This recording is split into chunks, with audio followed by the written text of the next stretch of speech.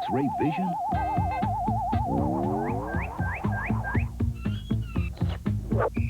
Men, you've come here today dressed for battle.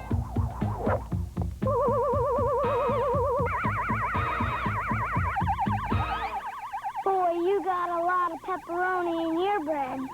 Get Little Caesars free pepperoni bread and 2 pizzas with extra pepperoni for $7.98. Pizza. And get free chocolate. Try this, Baron. Child's play. 85 months shape, kicked by a man with 1 leg. Your turn. It is Darjeeling, but the water's from a spring in Tibet. Your turn. Distinctive real cola taste. Diet Coke. Close, but not close enough. Caffeine-free Diet Coke. Great cola taste. No caffeine. Here help.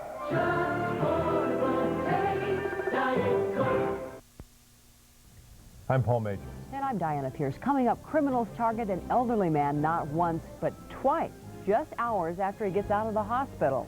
Also, suspicions that someone killed 5 small dogs and tried to dump them out of sight. And in the extra, a remarkable family that'll amaze anyone, even if they're not parents. KARE-11 News is next. On a show with Dana Delaney and Pat Benatar. Then from the other coast and proud of it comes Dave with Tim Robbins and Winona Judd tonight. Saturday's a playoff rematch day on NBC. First, the Pacers battle the Celtics. Then the Lakers collide with the Trailblazers. An NBA playoff doubleheader Saturday.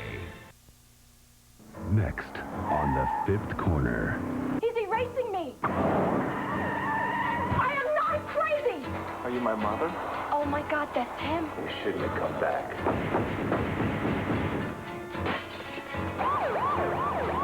It'll appear that it could be a suicide or the results of a domestic squabble.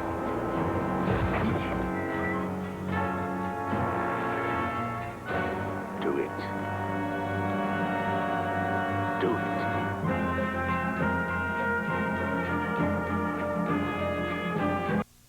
Stay tuned next for KARE-11 News at 10. Later, it's truth or consequence. Is it the beginning of a friendship for Carla and Diane? Or is it the foundation for a new battle to add to the war? Find out on Cheers at 10:35.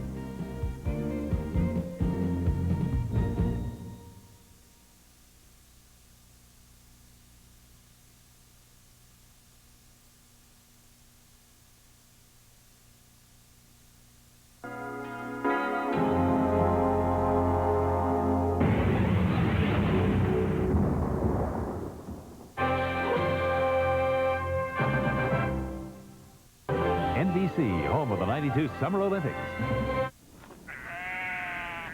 These are fantastic lawn mowers. But how do they compare to the new Scott's Turfmaster mowers? Well, these are hard to move around. And you need 10 to the acre. Now look at the Scott's Turfmasters. This 5-speed, self-propelled mulch and bag mower has a Briggs & Stratton overhead valve engine. And this tractor mower handles corners like a dream. Best of all, you can only buy them at Kmart, so you know you won't get fleeced.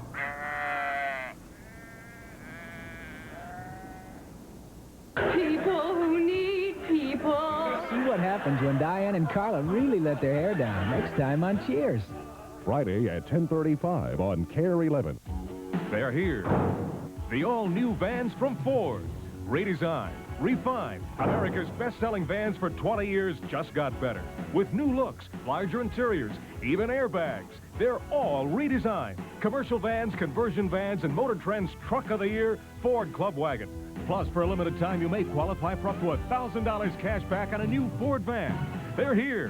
The all-new vans from Ford. Hurry to your local Ford dealer now.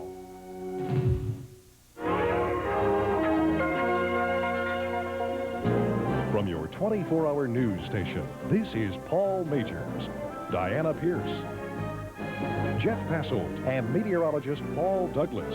And this is KARE-11 News at 10. Good evening. We begin tonight with a story about criminals who prey on innocent people.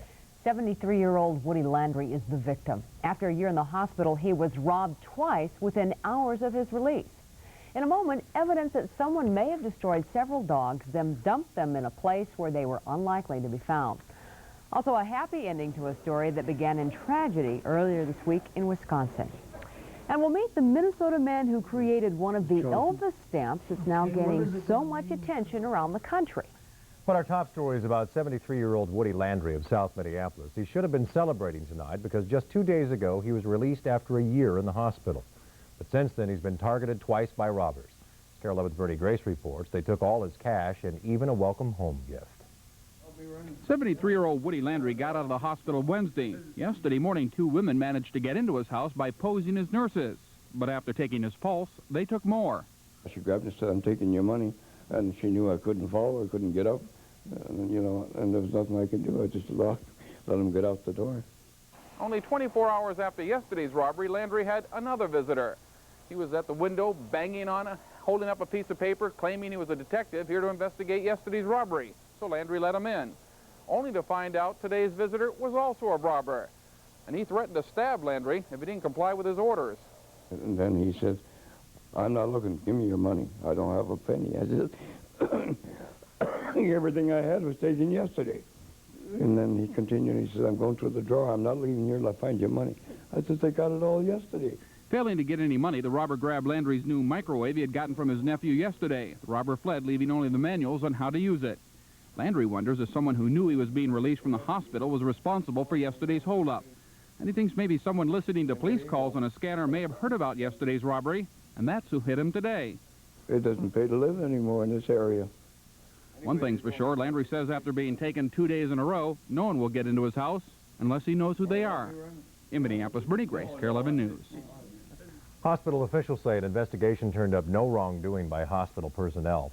One of Woody's friends wants to establish a bank fund to help him. Information about where to send contributions will be available on Monday.